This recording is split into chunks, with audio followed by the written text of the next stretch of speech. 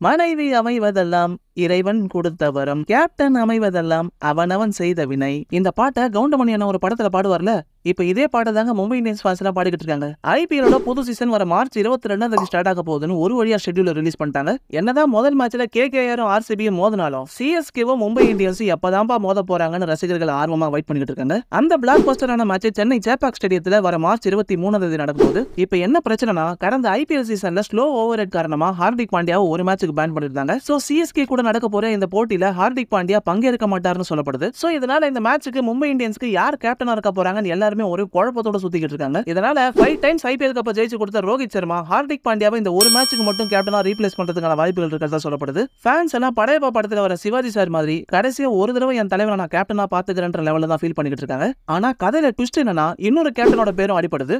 அங்க மூணாவது ஒருத்தர் இருப்பாரு, அவர் தான் சூரியகுமார் யாதவ். ஏற்கனவே மும்பை இந்தியன்ஸோட வைஸ் கேப்டனா செயல்பட்ட இவர் இந்தியாவுக்காக T20 கேப்டனாவும் சூப்பரா செயல்பட்டு வராரு. இதனால ரோஹித் சர்மா கேப்டன்சி பதவி ஏத்துக்காத நிலையில சூரியகுமார் யாதவ் கேப்டனா போறதுக்கான வாய்ப்புகள் அதிகமா இருக்கிறதா சொல்லப்படுது. மக்களை என்ன பொறுத்த வரைக்கும் ரோஹித் சர்மாக்கு ஹை பிரஷரான கேம்ஸை எப்படி ஹேண்டில் பண்ணணும் நல்லாவே தெரியும். அதுவும் இல்லாம சிஎஸ்கே எதிராக நல்ல ரெக்கார்டையும் வச்சிருக்காரு. இதனால யார் கேப்டனா இருந்தா நல்லா இருக்கும் நீங்க நினைக்கிறீங்க? கமெண்ட் செக்ஷன்ல சொல்லுங்க, டிஸ்கஸ் பண்ணலாம்.